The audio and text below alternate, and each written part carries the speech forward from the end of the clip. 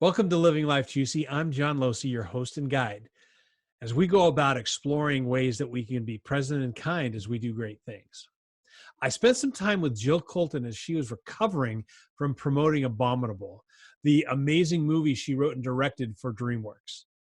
Jill and I got to know each other while working at a junior high camp, a place called Forest Home. And this was many years ago. And from there, Jill went on to work with some of the most remarkable creative companies out there at the height of their innovation. So she went to CalArts, which is the school that Roy and Walt Disney created, and they had the 9 old men, the great Disney animators, teaching there. She then went from CalArts to Pixar with John Lasseter in the early days, from Pixar to Sony, from Sony to Dreamworks, where she just put out her movie. So in our conversation, we explore how to recover from major projects. We talk about how working at camp influenced her job today. We also ask what it looks like at the early days of Pixar, and also kind of what keeps you from being creative, some hints on how regular people like us can tap into our creativity. So enjoy the conversation.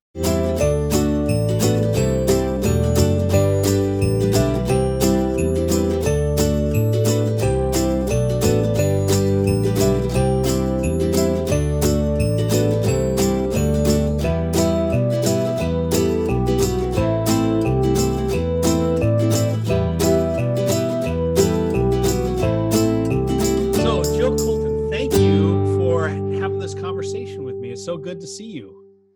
Thanks, John. It's been a while, but I'm so excited to be on your show and so excited to just catch up with you in general. Yeah. So it's called Living Life Juicy, and it's this idea about how can we be present and kind as we go about doing great things. And I know you just got done doing a really great thing, but I want to hear you just got done promoting Abominable. And I'm sure we'll talk about that, but what are you up to right now? What's on your plate?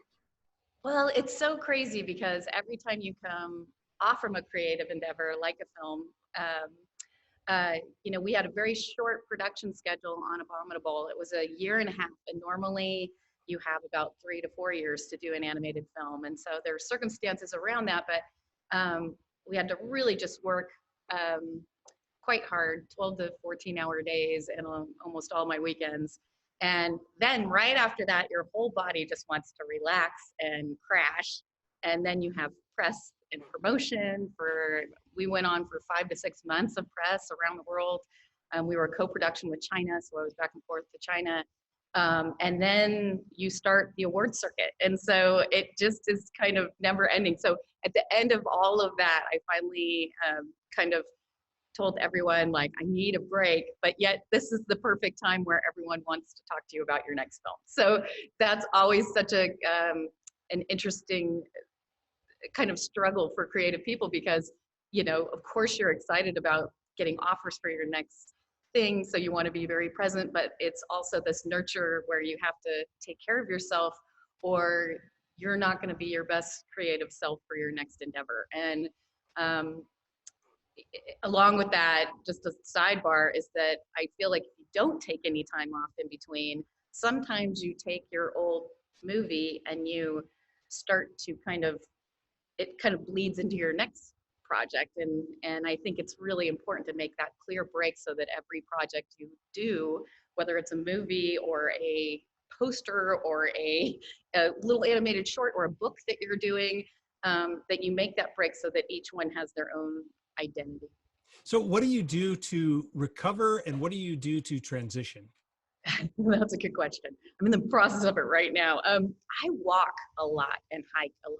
And my main home is in Northern California, kind of in this little town called Fairfax. And it's literally 2 streets up in Marin County, and it's just surrounded by woods. And my boyfriend Eric and I have 2 dogs that are 100 pounds each. So Sasha and Cooper are giant, and they love to hike, and we can hike right outside our back door. And so we hike a lot. And then when I'm here in LA, I have a loft that I rent because I have to be in 2 places. And for me, that in itself is healing. A lot of people who live here and work here say, why do you do this crazy commute back to Northern California? But for me, the woods and being surrounded by the woods and nature is something that regenerates me and replenishes me. And when I'm walking in the woods, I just feel just this healing power come into me. And so it's important for me, just for me personally, to do this crazy thing where I live in two places,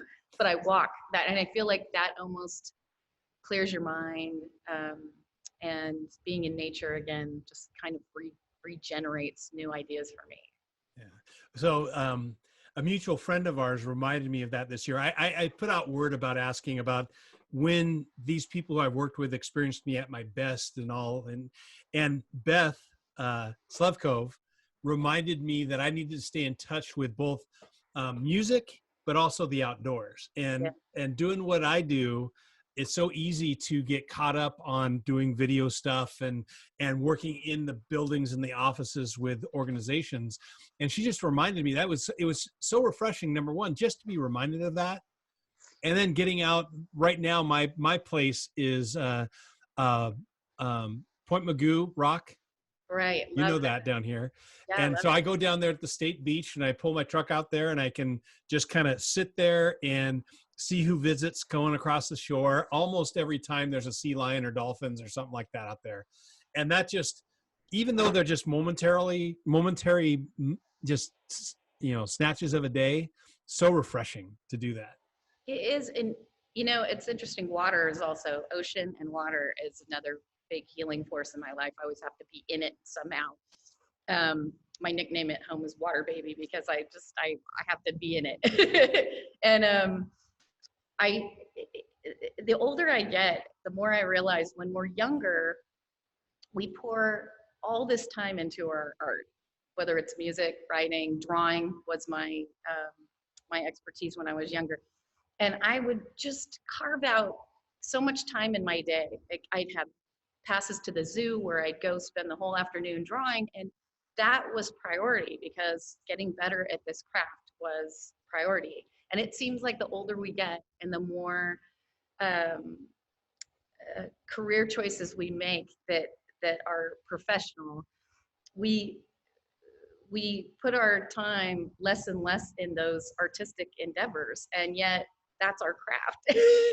But I do find myself going, God, why don't I take the entire day and draw, like I used to? And it just feels like there's so much, it's so busy, but I have to keep reminding myself in these times in between to go back to that and to give myself permission to spend a whole day drawing or a whole day doing music or listening to music or walking the beach, that is just as important as all the rest of it, if not more, And I think a lot of the executives I work with can relate to that, even though they're not artists or whatever, but they feel like their craft, which is working with people and strategic thinking, they lose touch with what they were once really, really good at because they get involved in the minutia of the day.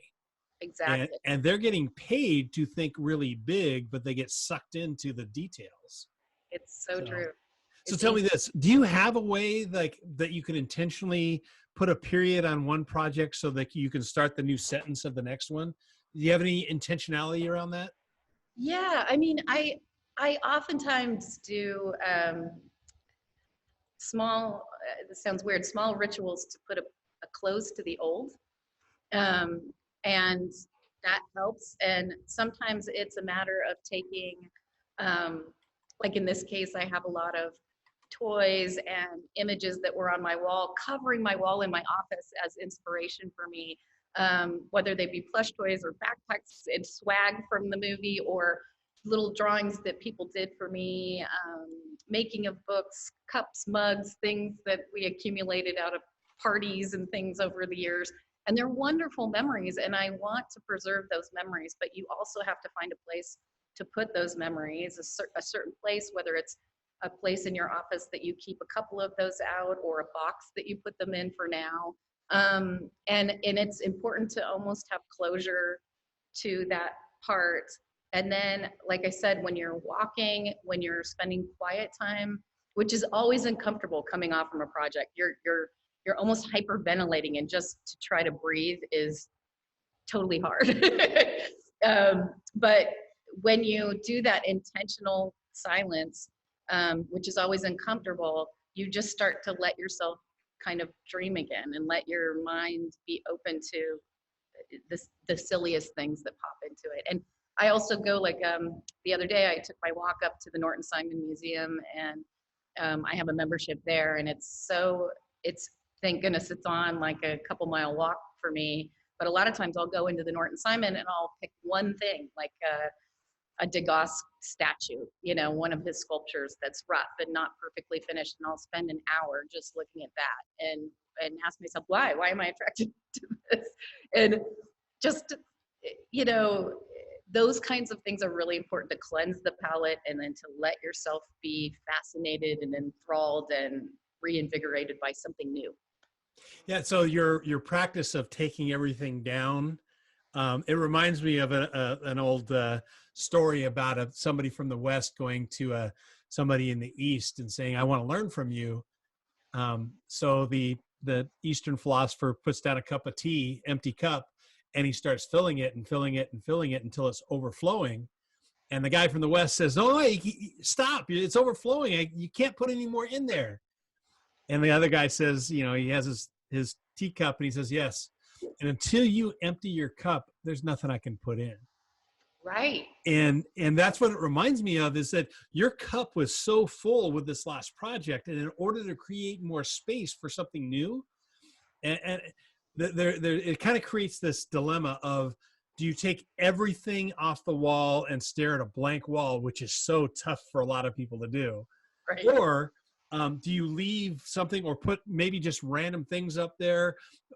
You just said that you go to the Norton Simon. Is there anything else that you do to help spur those new and crazy ideas? It's images, like you said. I'll go through books and I'll find new images. It's reading new articles, like, that just get my mind going. It's listening to new music, which is weird, but when I walk, I listen to music, and I either listen to kind of audio teaching books, or I listen to music, and I will put on, a lot of times soundtracks are perfect for me because they don't have words to distract. So it just, I mean, if you plug in a soundtrack right now, one of my favorite ones is from my composer on Abominable, Rupert Gregson-Williams, and he did Hacksaw Ridge, which is probably my all-time favorite soundtrack right now. And you put in these soundtracks and images just come while you're walking. They just come. And for me, I kind of have to be a little bit in movement, like sometimes sitting still and listening to music, I get antsy. So just that, you know, process of walking and listening, or listening to, like I said, new kinds of music, something that you haven't listened to in a while. All that stuff is so powerful, and we kind of underestimate the power of art, music, you know, nature, all those things in our lives. And again, it is what can stir the pot. It is what can renew you all over again. You know, it's pretty amazing. It's pretty powerful, and it's not that hard to do, you know? Have you ever heard of he's a improv jazz pianist named Keith Jarrett? No. Okay. You'll dig this story and also the music. So Great. Back in I think it was either the late 70s, early 80s, he was touring Europe doing these improv piano, solo piano concerts. He goes to Cologne, Germany. Yeah. And there's going to have a concert, and the young promoter, like, somehow they messed up the type of piano. So he goes in there to practice and just to check things out. It's a tiny piano, out of tune, sticky keys, all that kind of stuff. And he's like, he's having some people come with him to record different concerts. He said, "I can't do this." So the story is that the promoter went out to his car, pouring rain, just begging, "Please, you got to do this. We got all these people showing up. You got to do it." So they did their best to get the piano. It couldn't get totally in tune, and they tried to unstick some of the keys. So he goes in there, and they decide to record it just to show how bad things could be. So they record it. It's called the Colne Concert. And he just did amazing things because the limitations forced him to think differently about how he did his craft. Turned into the best-selling solo jazz improv album of all time. I think it still might be up there. And you listen to it, the story is one thing, but then you listen to it and how he actually uses the limitations to create something great. That's awesome. I mean, it again, like, you never know. I think the tendency is when you do something that works well, there is always a little fear that you're not gonna top that. So there's a tendency to want to hold on to exactly what you did and exactly the way you did it. And there's a difference between clinging to the past and learning from what you gained from that last experience and then carrying it into the next experience without clinging to that, so that you can change, and I feel like he was forced to do that on the spot.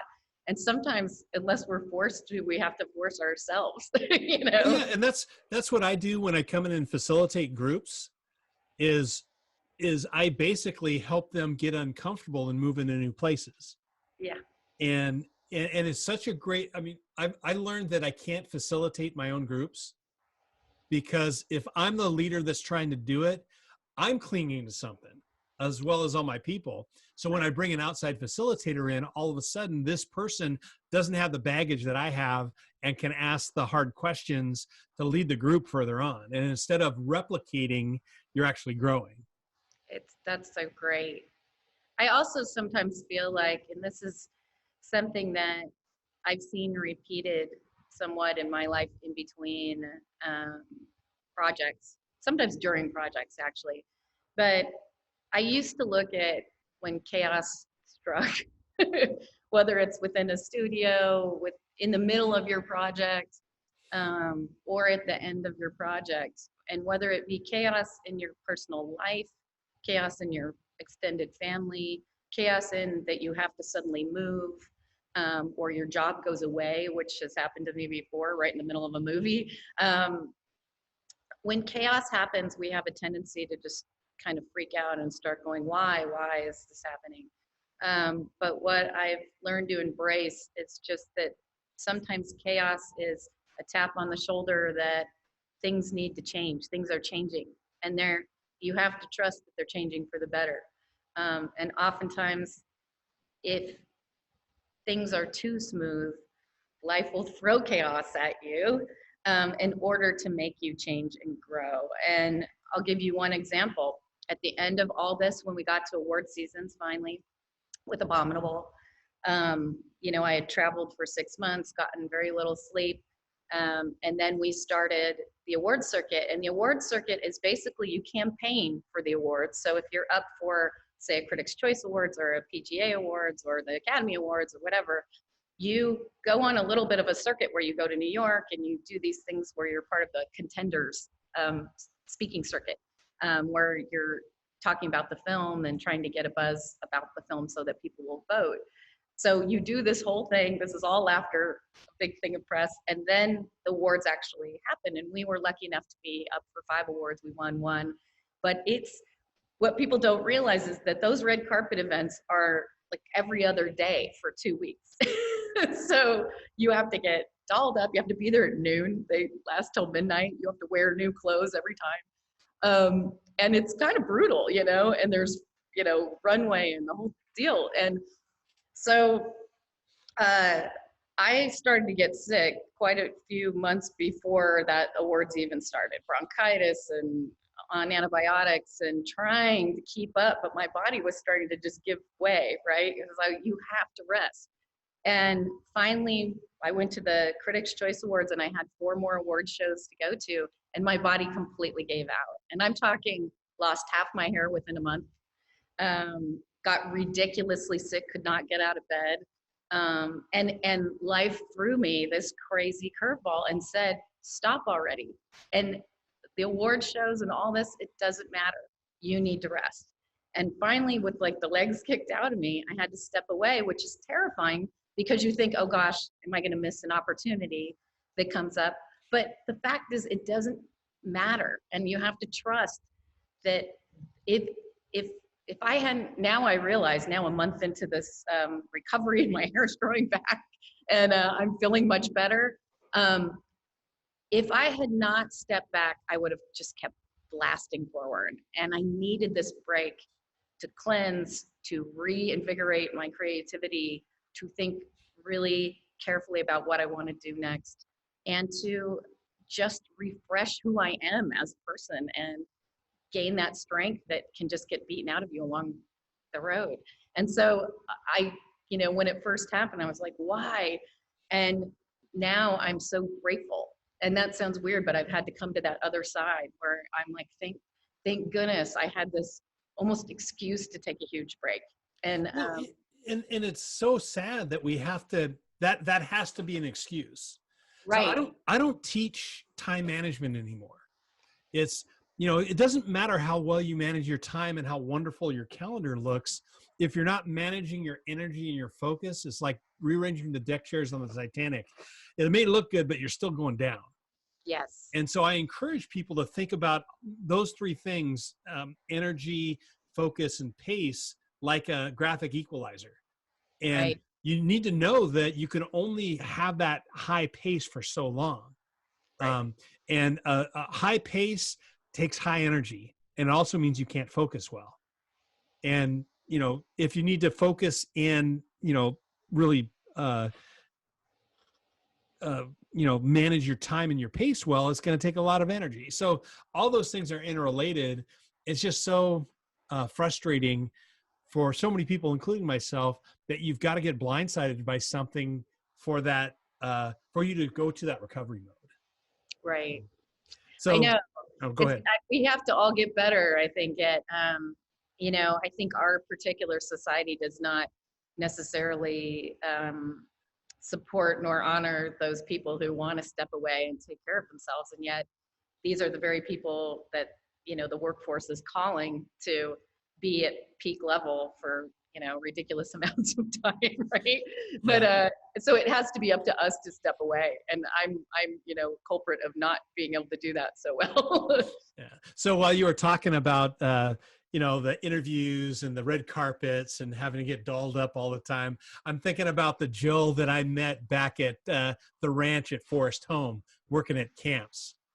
I'm curious about what are some, so we met working at a summer camp, leading junior hires just in really weird things. I'm curious, when you think back on that, what are some of your best memories of working at camp? Oh gosh, it's, Forest Home at that camp that we were at, and we worked together for years, John, summer camps and winter camps.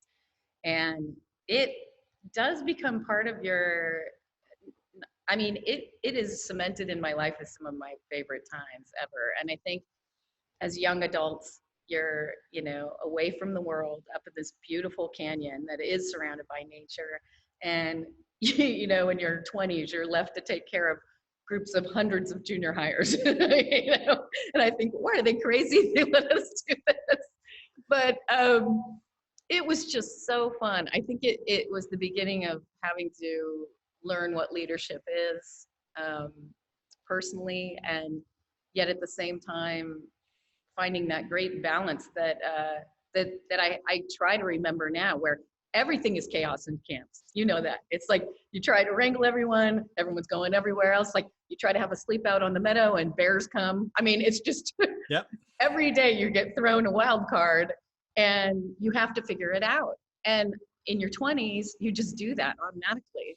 I think the older you get and the more stakes, or if there's money involved, it's harder to kind of come up with that, crazy plan to change things, but we're required to do that on a regular basis. And as creative people, I think that was Forest Home and camp was kind of the birth of trying out that kind of creative leadership where you have to change things on the fly and you have to toss things to each other as leaders and say like, hey, what if we, and then you grab the ball and say, yeah, let's change this whole thing right now. And that's some of my favorite moments, is when things went crazy and we just had to make it work and it actually turned out better.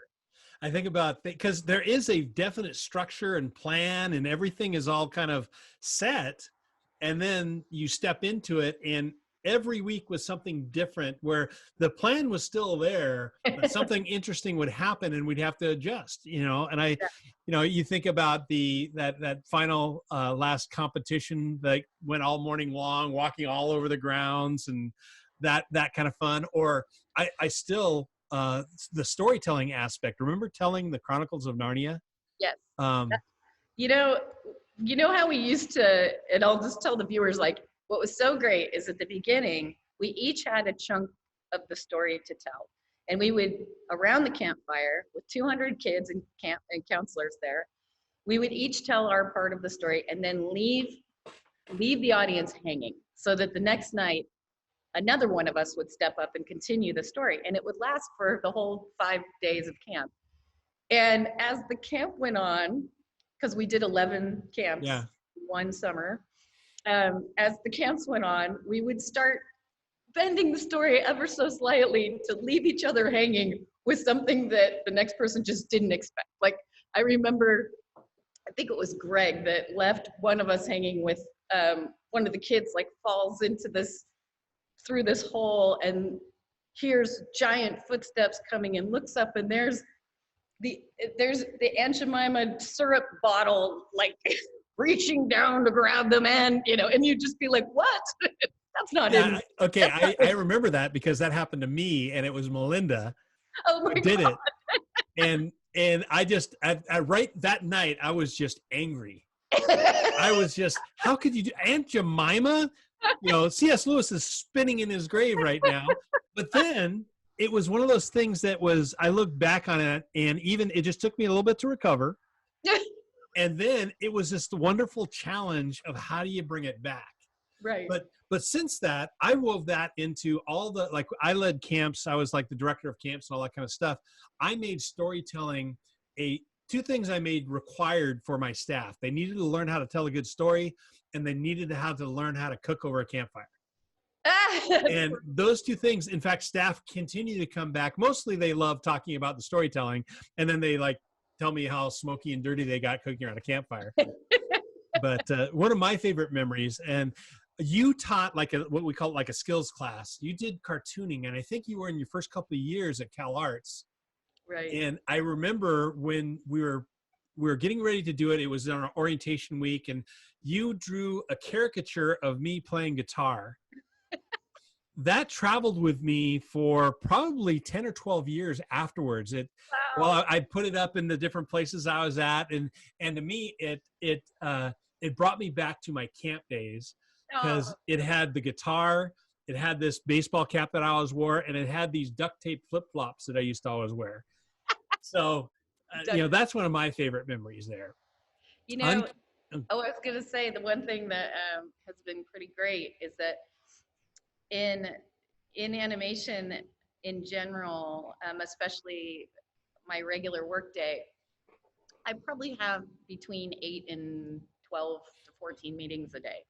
And a lot of times your dailies are either in a room with 51 animators and you're looking at shots and giving notes, or launching and you're there with your head of animation, or you're in a big room with maybe 70 people that are all doing effects and different stuff, and you're going through shots.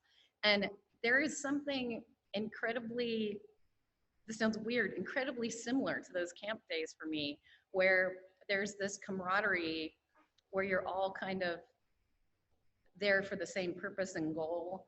And it is a wild card where you're like, well, what if, and you have to change things ever so slightly. And constantly I keep trying to like get people to chime in, put their own voice in and be a participant in the group. And it's funny because a lot of people who have worked with me say, oh my God, no one ever does that.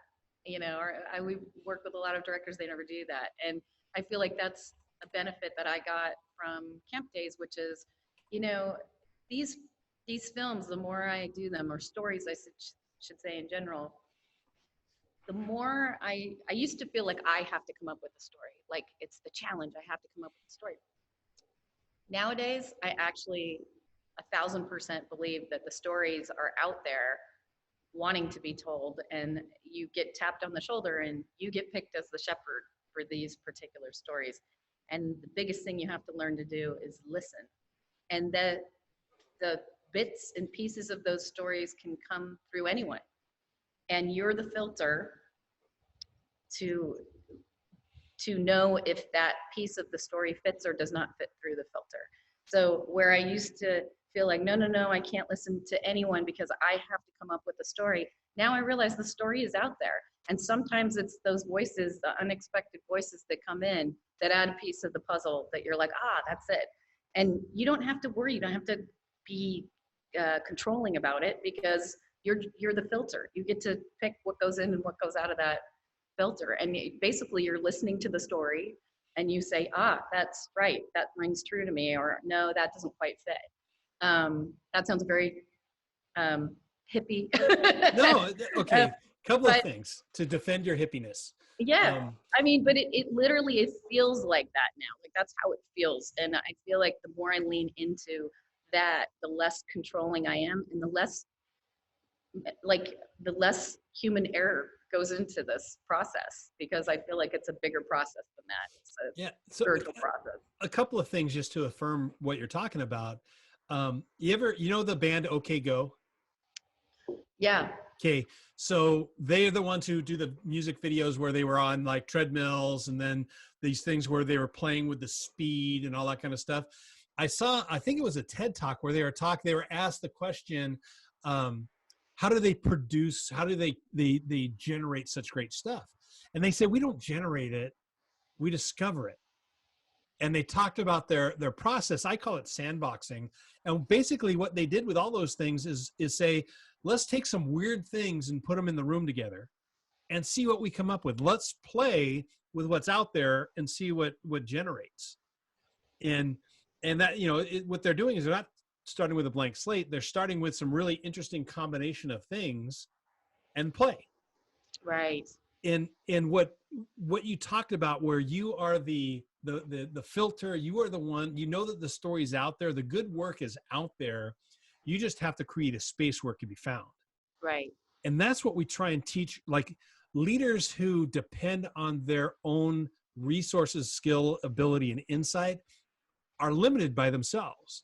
Right. The ones who are confident enough to open up the room and create a space are the ones who find the game changers. Yeah. And I think that was what we were about at camp. Believe it or not, I think people don't get what teaching at camp is about. It's about creating a space where the kids can find new things. We create a structure and we create a space, but it's really about the kids making memories and finding their voice. Right. It's so true. And I think at that age, also one of the things that I realize is that what this requires is for you to completely dump your ego at the door. And that is something that is sometimes difficult to do, for sure, especially if you're unsure of, you're walking into a room full of people and you're unsure of the creative process. You can do one of two things. The people that I think, they're insecure, are the ones that come off as the most confident and don't want to listen to anybody. And the ones that walk in and go, hey, look, there's still pieces in here I'm working with. Let's discuss this, blah, blah, blah. I always think, that's the most confident person in the room. And it's really weird how that works, because psychologically we want to say like, oh gosh, we're supposed to be in charge. Let's hold on to all the reins. But really the best leaders, it requires to let go and to listen and to know that ultimately you're making the choice. So you don't have to be controlling. Yeah. It's an odd thing, but it checking egos at the door. When everyone in your team and sub-teams do that, magic happens. I mean, it really is the best of the best. This last team I had was probably the best team I've ever had. And what it was I probably had the most seasoned team I've ever had. And it was really, they came off from working on How to Train Your Dragon 3. There was brand new software that came out. The studio had pared down a bit. And so this was like the best of the best, and they were primed, and I got them all. And this was the most egoless team I've ever had. And we had the best time, because to do a film in a year and a half is impossible. And the only way we did that was by pulling each other into meetings. And, I would have a story brainstorming meeting and say, get my head of effects in here, get my, head of animation in here, get my head of layout in here. Like, let's all just do this together. We're just going to do this together. And there was no egos in the room. And it was amazing. It sounds like traveling Wilburys. You Yeah, have I this love super that. group of people, and who all are, most of them, like others might describe as difficult to work with, but when they got in the same room, they were all so mutual. They were mutual fans of each other, Right. and so the egos were naturally gone because they looked at, and like Tom Petty's looking at Bob Dylan going, oh my gosh, Bob Right. Dylan's looking at George Harrison, and George Harrison is looking at Roy Orbison, and they're all just, and so when you watch some of the behind the scenes footage, you see these immensely talented and amazing, I mean, strong egos and characters just lay aside everything they've got, and all of a sudden they've got this mutual creativity going on. It's amazing. And going back to the camp stuff, junior hires can sniff out ego and insecurity, and can laser focus on it. So if you don't get secure fast, it's a tough summer. It is. It is. And there's a balance in there. You know, you have to have, it's weird. You have to have a strong ego to let other people's opinions come in. And yet you have to have, you know, you have to let your ego go to say, okay, I don't have all the answers, you know? Yeah. But the ego becomes about creating that environment where people can excel rather than worried about your being excellent. Yes, exactly. I want to talk a little bit about you. You've been creating characters, not just the caricature you drew of me, but you've been creating characters for a while now. And I want to know a little bit about kind of how do you go about like finding and creating that character? You know, there's creating a character is kind of twofold. And sometimes, you know, I've been lucky in my life. I got to design Jessie the cowgirl, which was so fun, way back when at Pixar. And that was, she already had a personality in the writing of that. So what was great about her was that she was probably the first Pixar character who was a female, who was kind of a tomboy and a little bit more rough and tumble. And I could definitely relate to that. And so when John said, you know, hey, could you take a stab at designing her? I was so thrilled because I felt like I got who she was. And now the interesting thing is I'm doing more of the writing and creating the characters from the intellectual side. And I have designers that design those characters with me. And it's a two-part where my last character designer, Nico Marley, who's a really good friend of mine. He also designed Kung Fu Panda and How to Train Your Dragon, and he designed Abominable. And he's just prolific as far as a designer goes. And what's so great is, you know, you create these characters, and really you start, when you're creating a character, you start with kind of what is out of balance in their life. And you ask yourself, usually most movies start with a world where something's out of balance. And the simple explanation is at the end of the movie, you want that character's world to be in balance, but maybe in an unexpected way, a way that you didn't see coming. You know, in Abominable, this character Yi, I really wanted to create a girl that wasn't kind of a princess stereotype. Again, that was more rough and tumble, a little bit stubborn, a little bit of the kind of character that leaps before she looks, which is definitely part of who I was. And, you know, her out of balance is that she's not really connected to her family at the beginning of the film, and we don't really know why.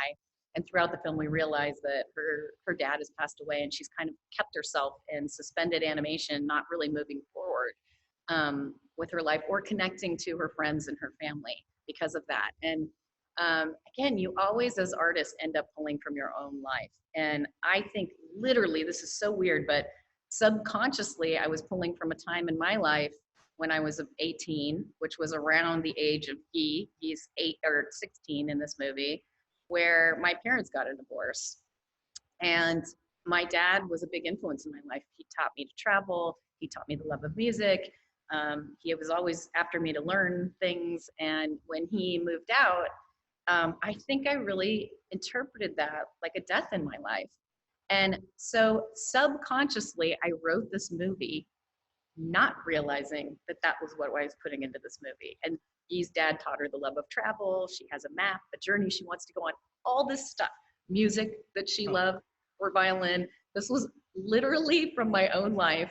And it wasn't until halfway through the movie where we were in production, where I kept getting asked the question, why, you know, as Yee's dad passed away, that I had to write a foreword to the making of book.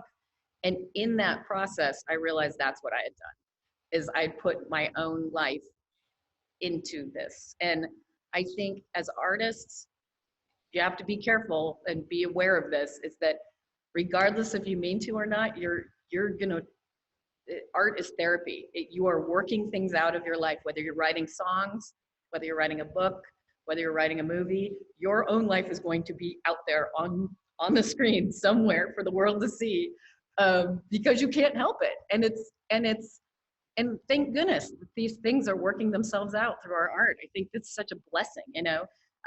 But it was an unexpected blessing on some levels. Like, I knew I was creating a tomboy that was like me, but I didn't know she was going through similar feelings I had gone through. And what's great about that too is there's truth in the movie because of that. It's coming from a truthful place, you know. So these are the kind of things I work on to create a whole character. But then I go to my character designer and we talk through these things. And what I love about the design of Yee that Nico came up with is that she is wearing tights and striped socks over her tights and weird hiking boots and shorts over her tights with a mismatched shirt with a, you know, and she just looks like a free spirit. She looks like an artist. She looks like someone who just gets up in the morning and puts on whatever. And then in the voice of Chloe Bennett, who we got to voice Yee, she's got this kind of raspy voice. But what I love about Chloe is the more I got to know her, and I was still writing the film, rewriting and rewriting as do it through the whole process. The more I got to know Chloe, the more I got to put Chloe into the movie.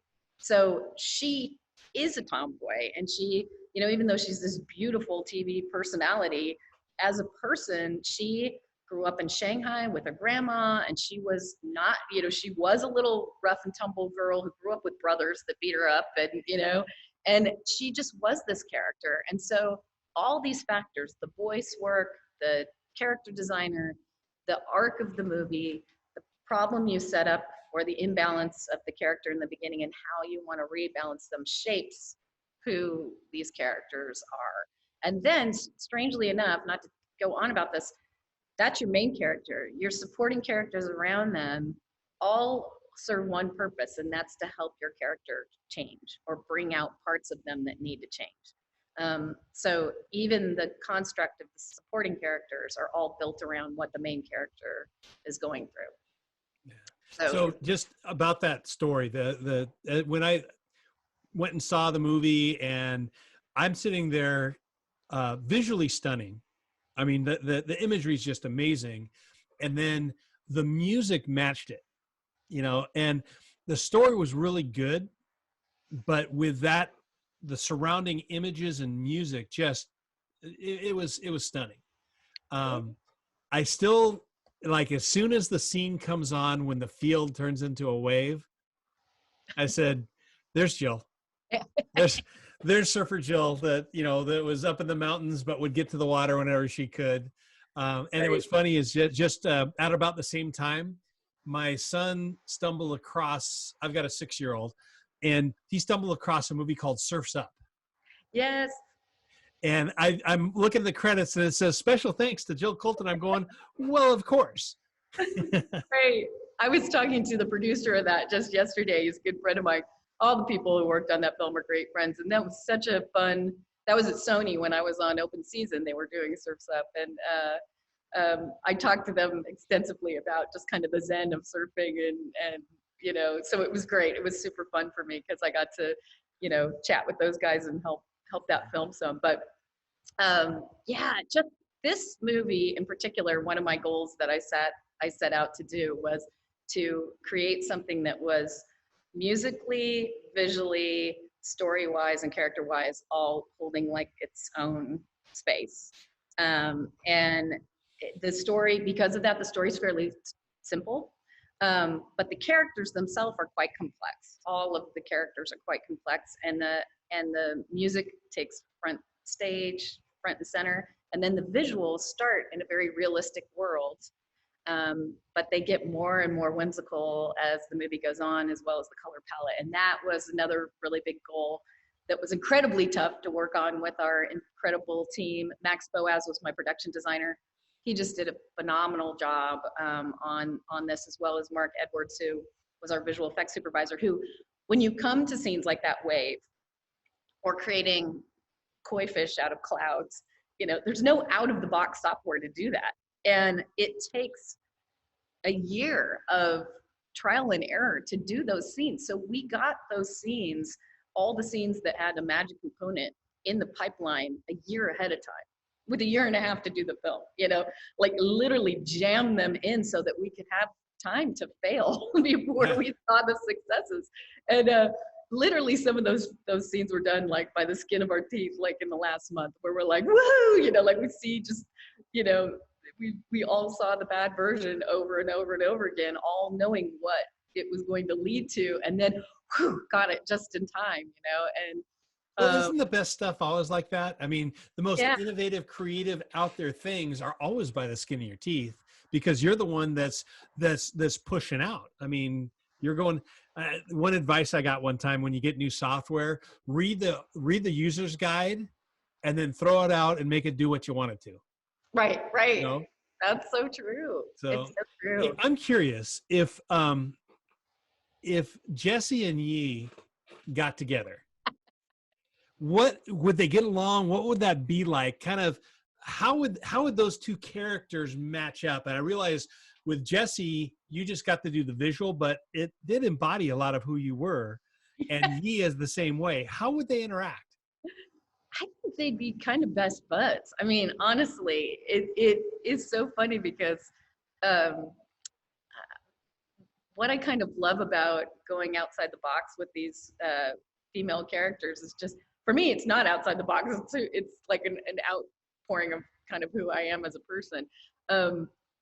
But I just love sometimes, like, this sounds weird. A lot of times in movies where you have a female character, people are afraid to make them flawed or ridiculous or the person that everyone laughs at, or that usually goes to the male character.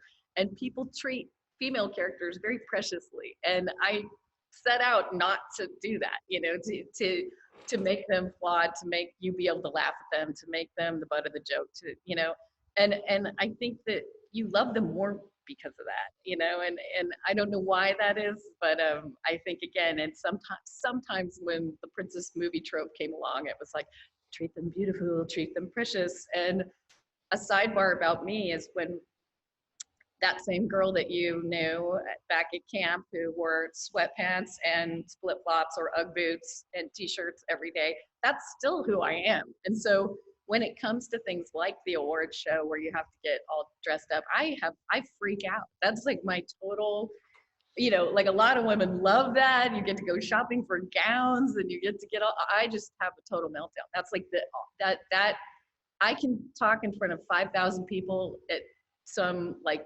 CinemaCon, put me in a gown and I just don't even know who I am anymore. Yeah, we all have different comfort zones, and different things freak us out. So, but is there, like, you may have already talked about either Jesse or Yi, but is there a character that you've worked on or worked with that you'd want to hang out with in real life? There's quite a few of them. I mean, one of the things that I really loved about Abominable was when, when I first started, there was no other Yeti movies out there, let's just say. And then by the time we came back to it, there was a weird gap in between these projects. And I'll just say briefly, like, I wrote the film about 7 years ago.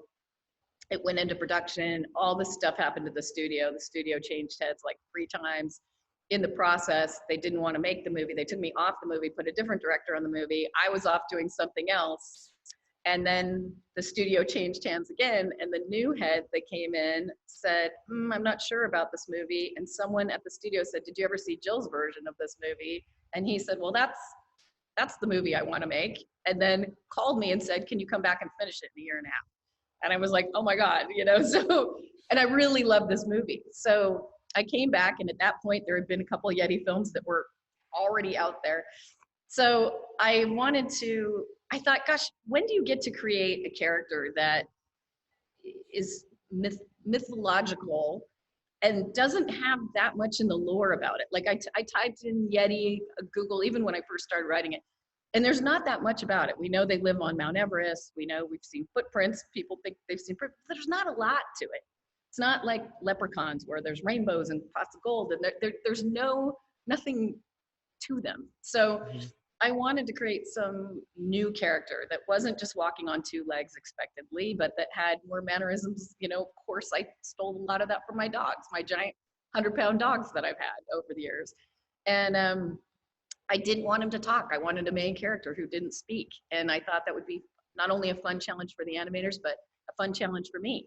And I communicate with my dogs all the time. They go to the door when they want out. I can tell when they're pissed at me. I can tell when they're happy.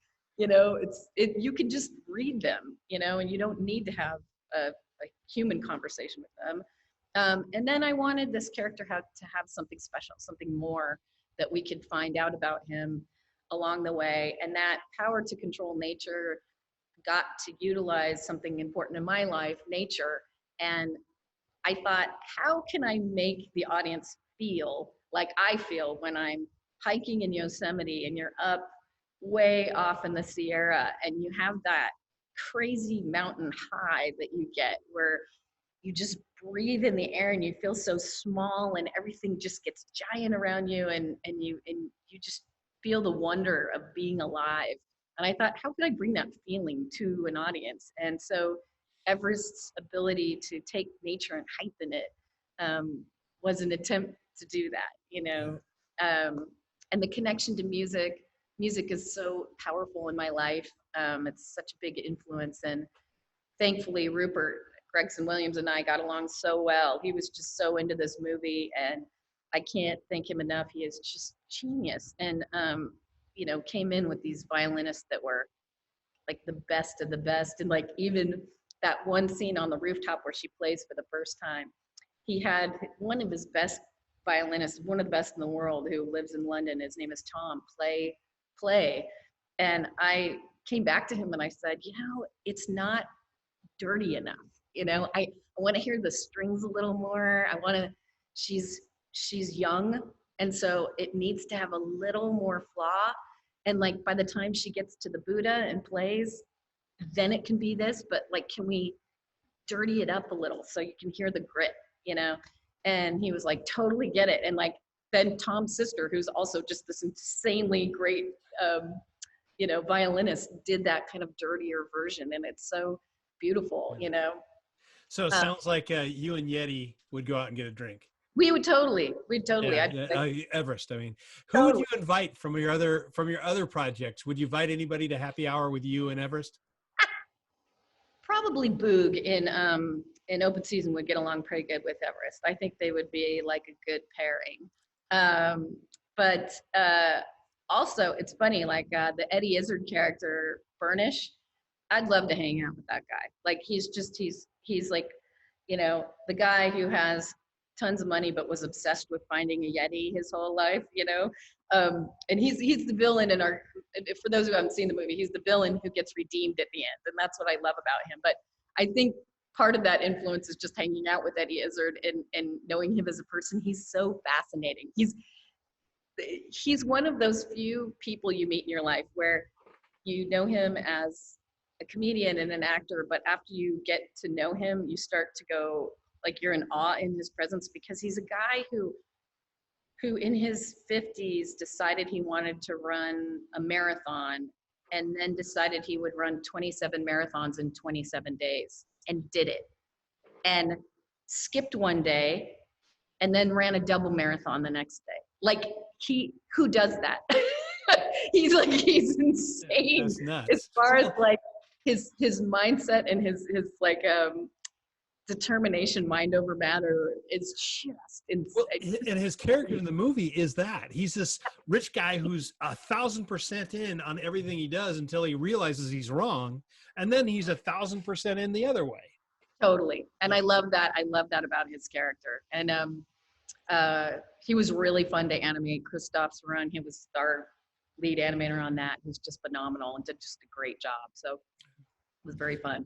Hey, I want to spend a couple minutes talking about organizations. And you've had the opportunity to work in, I mean, people would call them the most creative and innovative organizations out there. You went to school at CalArts, which was the, created by Disney animators back in the 70s. Right. You worked at Pixar, created by Lasseter, who was coming out of Disney and all that stuff. You worked at Sony, you worked at Dreamworks, all known as really creative and innovative organizations. What do you think, what about those organizations make people see them as innovative and creative? What do you think is like the secret sauce for those? You know, what's crazy is that some of my favorite times it's weirdly similar to Forced Home in a weird way, or at camp, is that there's a bunch of us there making it up as we go. And it's not until you look back on it to realize like how great it really was, right? And I have to say, early days of Pixar, this was a commercial company that was doing Lifesavers Dots commercials and Listerine bottle commercials with boxing Listerine bottle.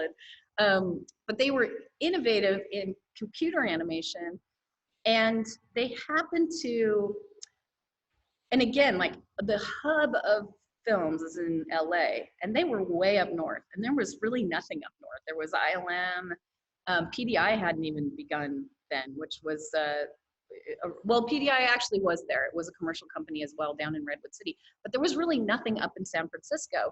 And when Pixar broke off from ILM, they had created their own software from scratch. And then there was a time in history where Disney decided to start a division called Fringe Projects. And Fringe was basically like, hey, maybe there's other mediums out there we should take a look at. We'll toss some money towards new innovations. And two of the projects they picked were both in the Bay Area. One was to give Pixar money to start to do Toy Story, computer animated, first computer animated feature film. And the other one was they gave money to Skellington to do A Nightmare Before Christmas with Tim Burton, which was all stop motion puppet animation. And so, this was kind of the Wild West. They're throwing some stuff out there to see what sticks. And Pixar, we got there and they were basically hiring 12 animators, and I was one of the 12 that got chosen. And it was like no other place I've ever started. None of us had ever, I was a 2D hand-drawn animator. So was everyone who started. We started on the same day. And I remember Andrew Stanton and Pete Doctor wheeling out a whiteboard, and they said, okay, today we're learning Unix. And and it was like, we learned like code, and the software was so, it was innovative for its time, but compared to now, it was all math, and I was wanting to wear the shirt that said, I was told there was gonna be no math, Yeah. And it was incredibly difficult, and there were, the software was being updated every day, and it just almost felt chaotic. And there was a time where here's 12 animators who we're all under the age of maybe 30, and a lot of us under the age of 22. And we're learning the software, we're trying to use it, and a lot of it's not user-friendly yet. And so we're kind of banging our heads. And here's these people in the offices around us. We're in cubicles. The offices around us are filled with people with their double doctorates in computer science. And they've been on the cover of magazines, and they have created the most innovative software ever in history. And yet we're like, why can't it do this? How come I can't, these 20-year-olds? So there was bickering going on. And I remember John Lasseter pulling us all together and saying, just have it out. So everyone's blah, blah, blah, blah, blah, like everyone's talking over each other. And he just sits back with his arms folded and gets this big cat smile on his face. And he goes, you know what we're doing here?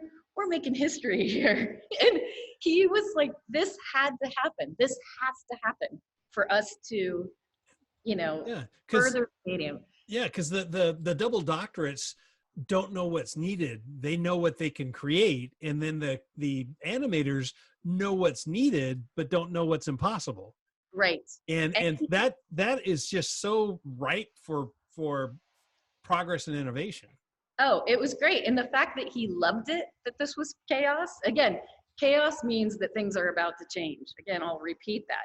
So John saw that, and he assigned everyone with their double doctorate to go sit at our desks and watch us work and have us talk through what was needed to make it easier for us to work. And every day when we'd start up our computer, a new button, a new piece of software, a new something would be in there. And so what was pretty great is that we worked for the first 9 months animating the one sequence that has all the little army men carrying the baby monitor downstairs.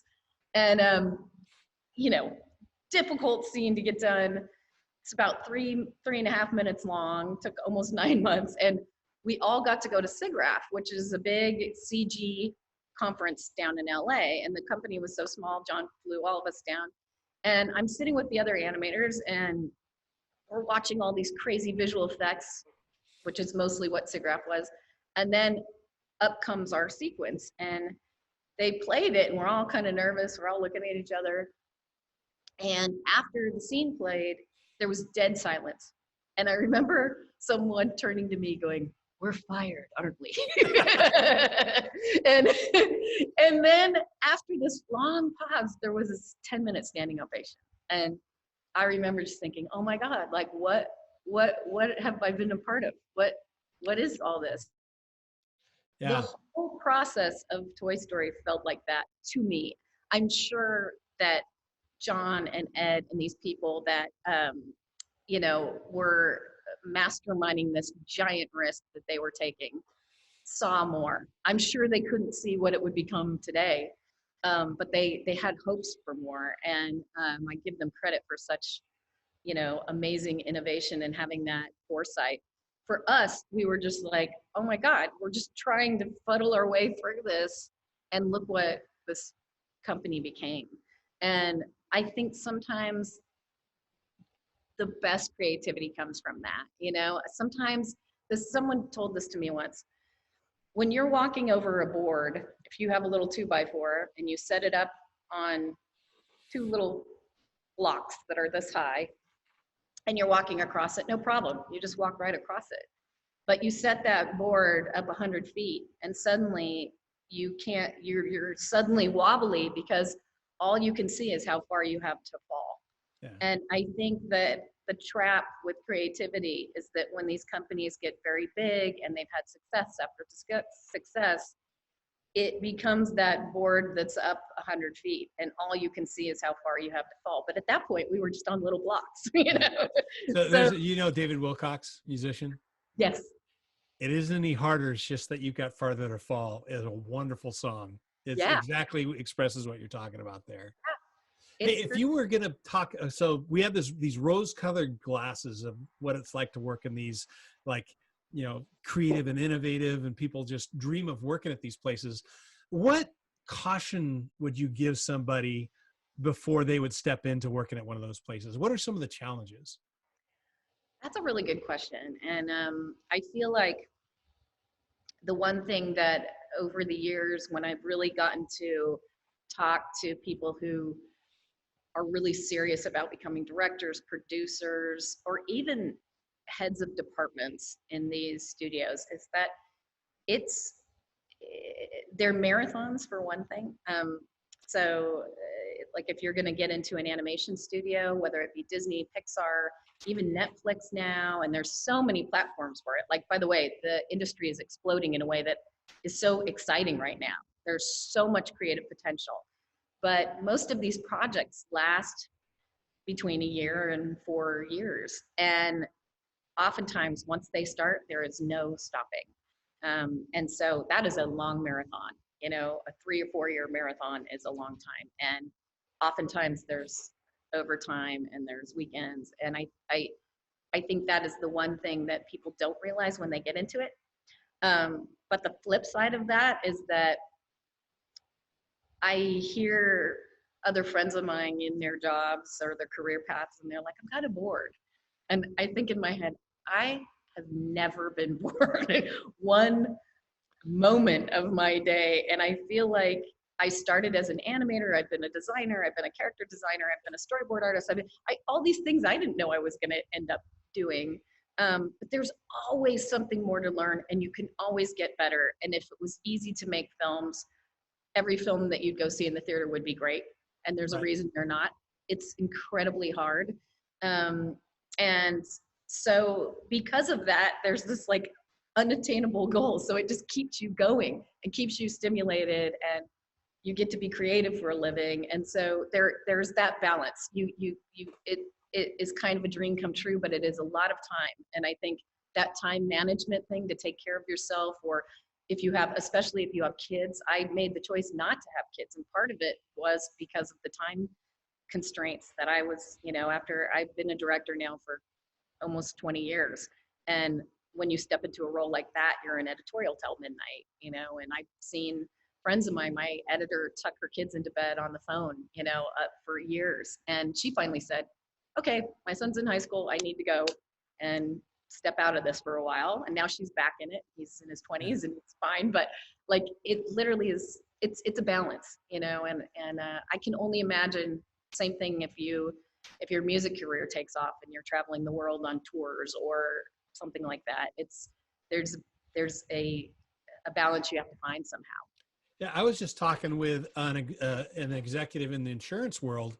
Same tension, Right. Where it's and it's not balance; it's a tension that you have to, really positive tension. But this idea of choosing what you want to do, he's talked about when he made like a career killer, when he said he wouldn't move to a location that his family wouldn't work on. Right. And so he told them, I mean, I'll move, I just won't move there, and it killed his career in that company. Right. And we talked about that, and he's so thankful that he did that because he's in a great place now. Right.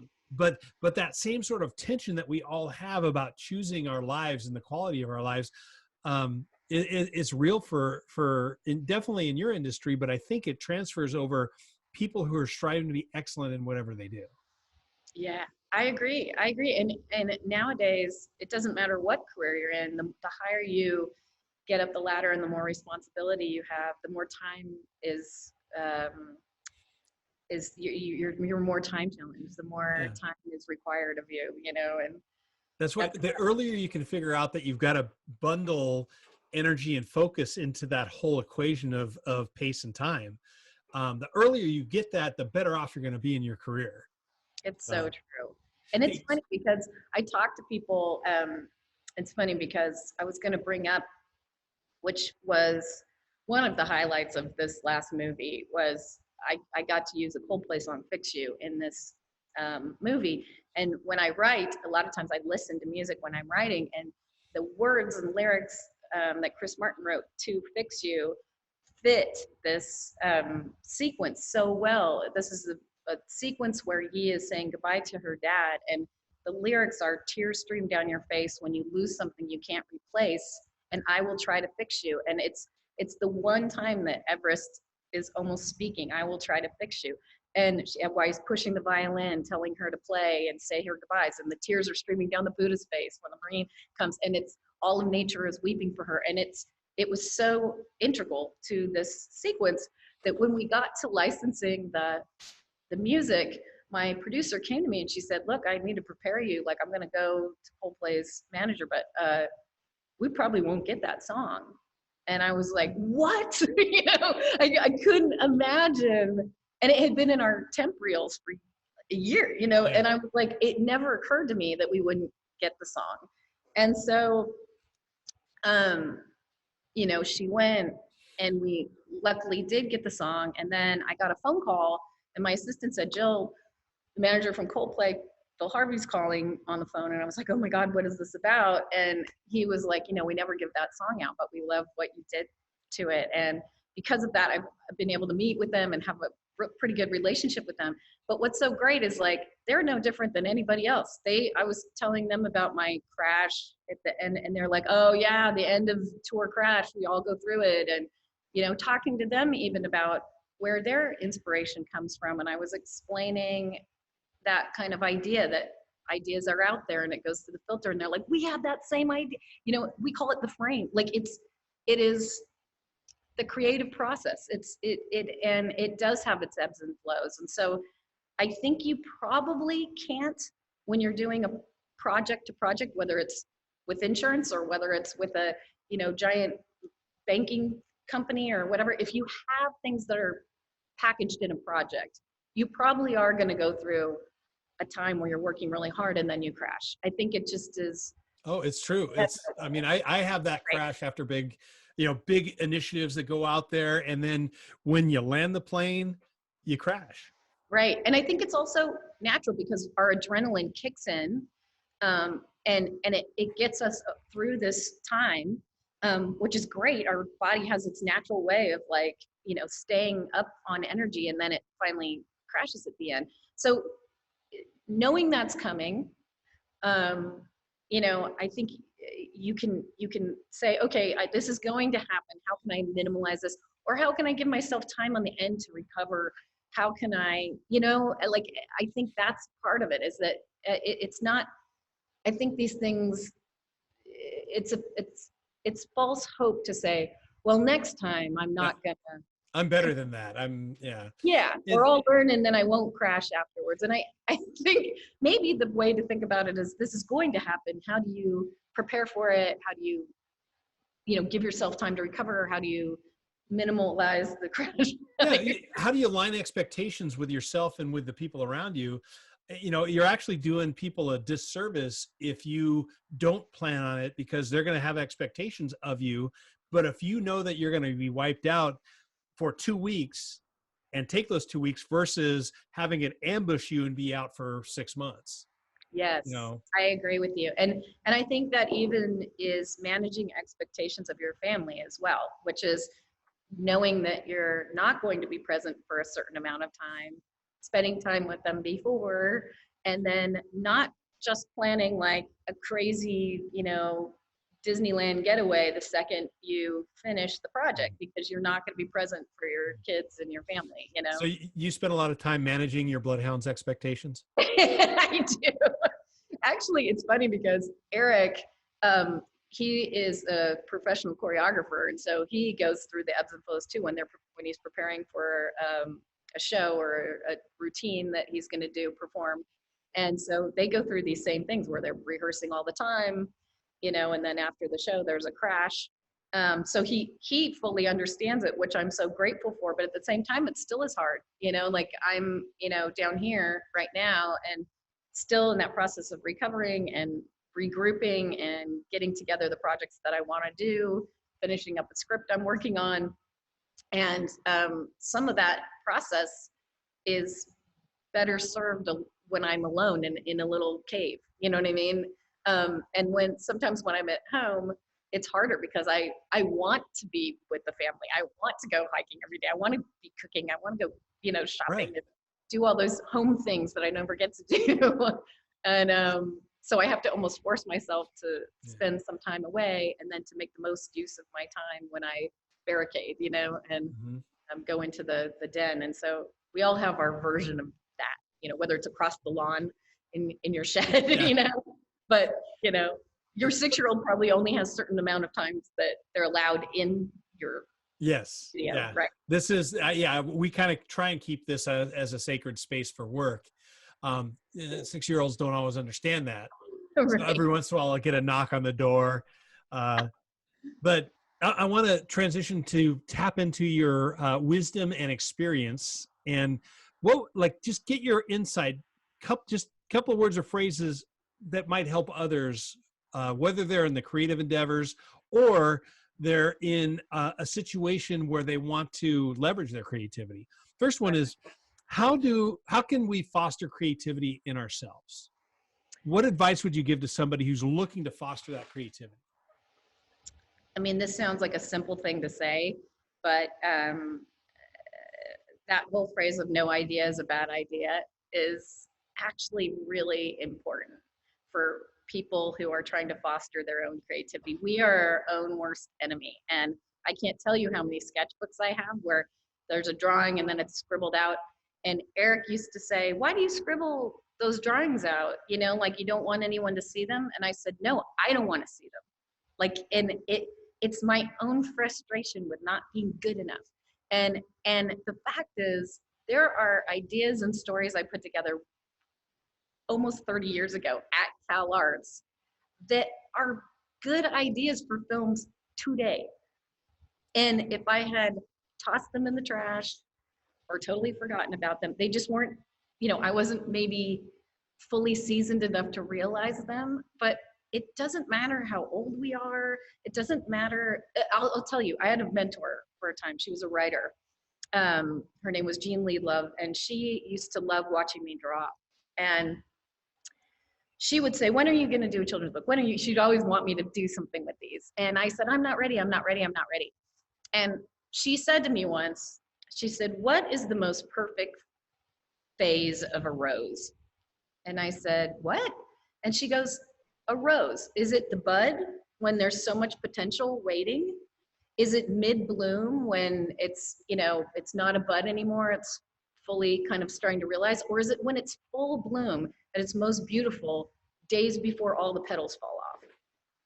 And she said, the fact is, if you wait till that full bloom before the petals fall off, it's going to be too late. And the fact is, every stage of a rose is beautiful. And so she said, you know, you need to embrace every phase of that, knowing that at times your mind is going to be more creative than your skill level, but that will catch up. And knowing that at some point your skill level is going to catch up, but maybe your mind isn't going to be as creative. It's all there. And I think practice without judgment is really important, because we're all so fragile as artists, you know. So I love that image of the rose. And I'm curious, it is a simple concept of that there's no bad ideas, but simple doesn't mean easy. No. What do you think is the barrier to being able to claim that those bad ideas?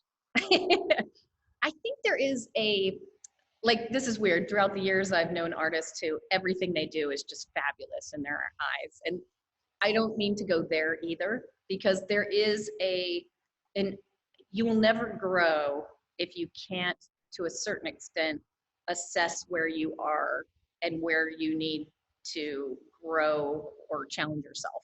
So as a musician or an artist, you need to either be your own feedback or find people who can give you feedback that says, this is great, but you know what you should work on is your anatomy, or, you know, your shading, or your structure, or your whatever it is, or your, you know, fingering on the guitar, or your blah, blah, blah, blah, you know. We all need to know where our weaknesses are so we can strengthen those.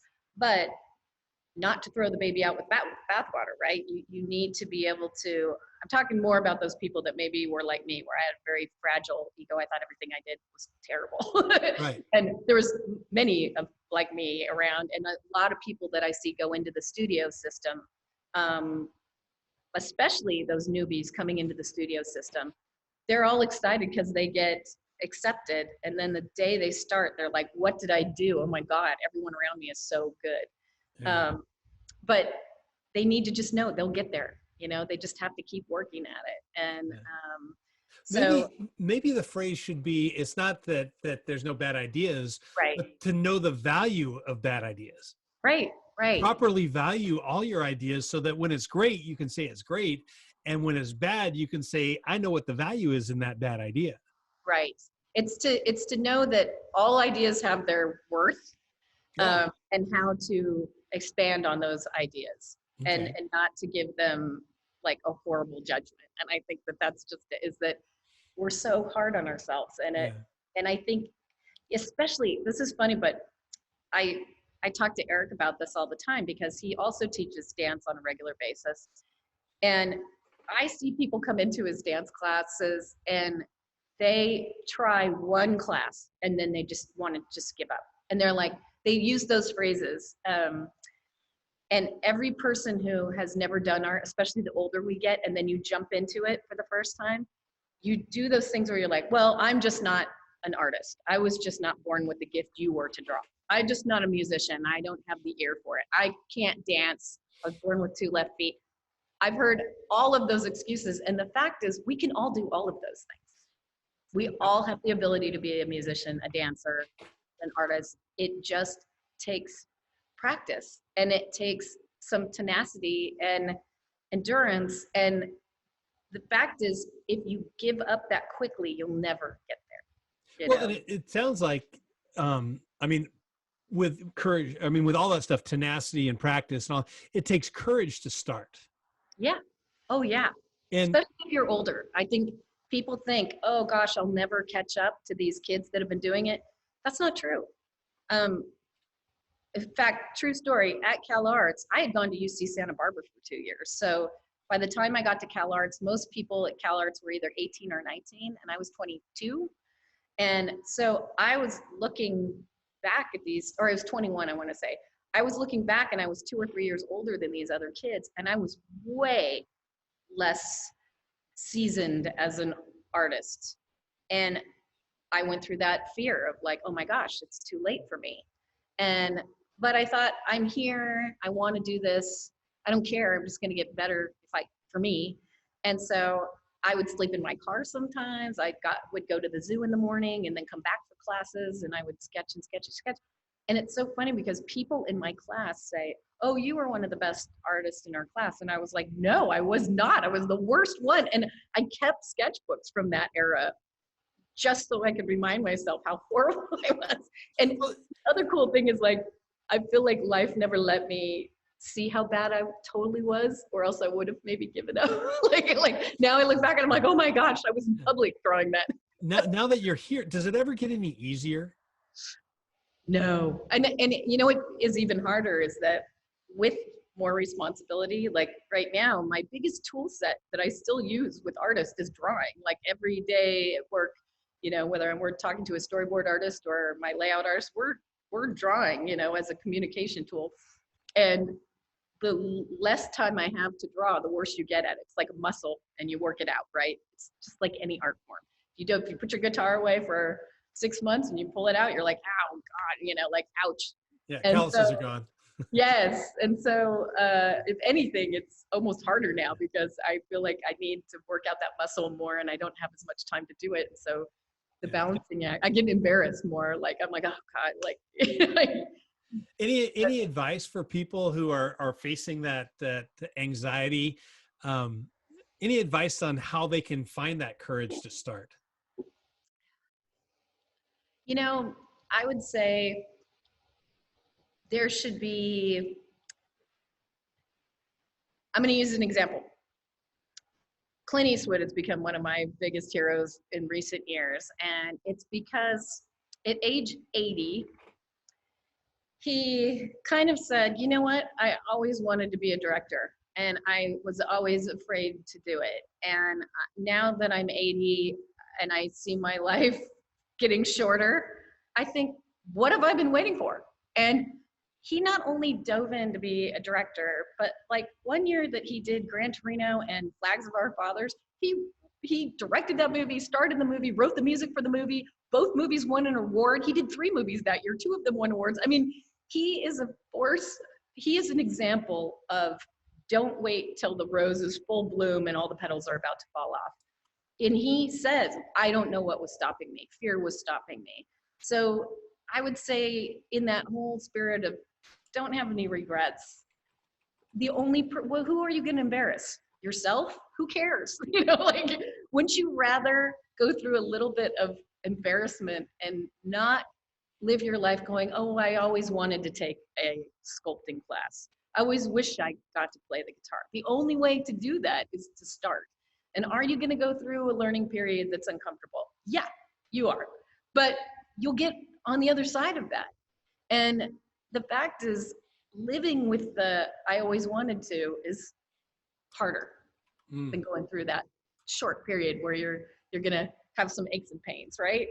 And even if it's just for you, even if you just wanted to learn to play violin or something just for you, you know, it's those things are part of who you are, and they're desires that are born in us, and God-given desires. Like, why not explore that? You never know what it's going to open, you know? Well, that phrase, "Can you live with I've always wanted to," I think is powerful. Yeah. Yeah. Yeah. Yeah. Because that's a great question. Because if you can live with it, great. But if you can't live with it for something, that might be what puts you over the edge there. It's crazy too, is I always look to people, like I've been lucky enough in my lifetime. I remember when I first started at Dreamworks, Jeffrey Katzenberg said, "Oh, you started on a really good day because tomorrow James Titanic Cameron James Cameron's coming to speak." And so I got to sit kind of in the front row of this conversation that Jeffrey was having with James Cameron, and it was like listening to two people who you're like, they're not real, are they? Like these people, I don't, want to regret never having done blah, blah, blah, blah, blah, is like, I never want to regret having not built something that goes into space, or I never want to regret having built a submarine that goes deeper than any, I never want to regret changing the world on this level, or creating a 3D sound system that, or cameras that are 3D visual. Like they think their what if, or I never want to, regret not having, is so far beyond a normal person that this is really what makes them innovators. It's fascinating to listen to. It's the same dynamic, just on a whole different scale. On a whole different scale. And then you go, what? And I'm scared of taking a dance class, Right. It puts things all in perspective, where you're like, what motivated them to take leaps and bounds that huge that got them to where they think nothing's impossible, Yeah. Well, Jill, we've been on for quite a while now, and I really appreciate the time. And basically, I think we could talk all afternoon. I know. But I want to say thank you for the time. And I look forward to connecting with you more in the future, maybe in a follow-up to this. But thank you very much for the time you spent. Absolutely, John. It's such a pleasure getting to talk to you, and would love to hang out sometime.